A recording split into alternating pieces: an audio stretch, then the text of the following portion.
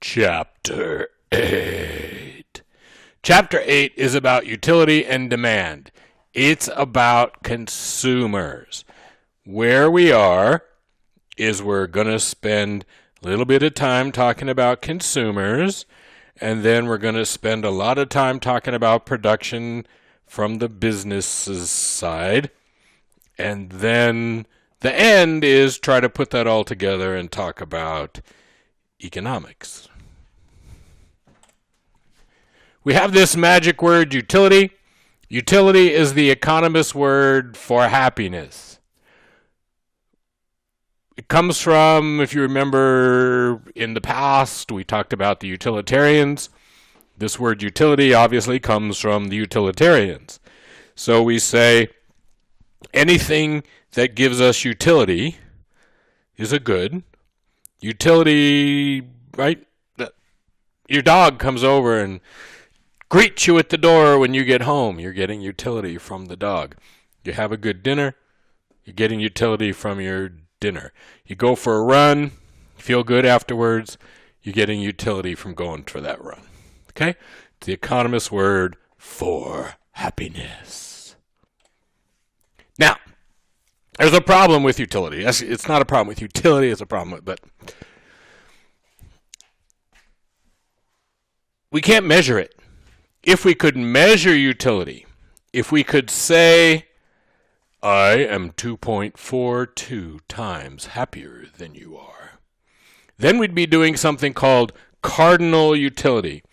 And the Utilitarians, old economists before the 1900s, thought somehow eventually we'd figure out how to measure this. Right? We want to know that if we tax me and take $1 away from me and we give that $1 to you, that we made society better off or worse off. Well, the only way we can do that is if we can measure utility. Okay? When a game's over, the winners are happy, the losers are sad. Are the winners happier than the losers are sad? I don't know. Right?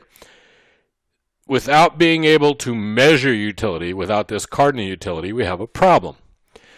The best we can do, and this was invented by our friend Pareto, and we'll talk about him again, is called ordinal utility. Ordinal utility says, hey, I can't tell you that I like Empire Strikes Back more than I like A New Hope. But I can tell you that I like them better. I can take this, I guess there's 9 Star Wars movies. There's only like 4 that are worth watching, but there's about 9 Star Wars movies. I can take them in order from the one I like the most, which is Empire Strikes Back, to the one I like the least, which is, The Last Jedi. I can't tell you how much more I love Empire Strikes Back than I hate The Last Jedi. But I can rank them. I can take all the Marvel movies and rank them. I can't tell you how much more I like Endgame than I like or don't like The Dark World. But I can put them in order. I can say to you, what are your 10 favorite songs? And you can give me your 10 favorite songs in order. Okay? So we can put things in order. And as long as we can do that, we can still make sense of economic theory and utility, even though we can't measure exactly. It puts limits on us, but we can still do exciting things. Okay? The problem, and I already described this, but we need to make sure we have this technical word, or words. The problem is what we call interpersonal utility comparisons. How much happier? We have all these happy people in this picture. Who's the happiest? Who's more happy than others? So because we can't measure utility, we can't make interpersonal utility comparisons. All right? I know that if my team wins the game and your team loses the game, the fans of my team are going to be happier than the fans of your team. because we won. Okay? But I can't line the fans up and say, you are twice as happy as you are. I can't take all of the fans for my team and all of the fans for their team and say, we're more happy than you are sad. Okay? I can't compare the happiness or sadness of individuals. Sometimes I know that one person is happy and one person is sad, but if I have two happy people, I really can't compare how happy they are. All right? So we don't want to make interpersonal utility comparisons. We don't want to say you lost $5 and you lost $10, or you lost $5 and you got $10, therefore we're all better. I can't compare. Taking $10 away from a rich person to give it to a poor person, that rich person may be sadder that they lost the $10 and the poor person is happy that they got the $10. I just don't know. So I have to make decisions based on something other than these interpersonal utility comparisons. Again, the guy who came up with all this is our friend Vilfredo Pareto. And what he says is, again, we can only do ordinal utility. We can rank things. We can put things in order, best to worst. Because of that, we're left with this decision criteria that says we can only say we've made society better off when we make at least one person better off and nobody worse off. Now, the chance of that happening, pretty small. We've already talked about how in the PPF and in other frameworks we can see that there's lots of times when we can make everybody better off and nobody worse off, which would mean it's Pareto optimal. But in reality, in the real world, it's hard to do things that make nobody worse off when you do them. Okay? It just is. All right. So now, having told you we can't measure utility, we're going to pretend for a while that we can.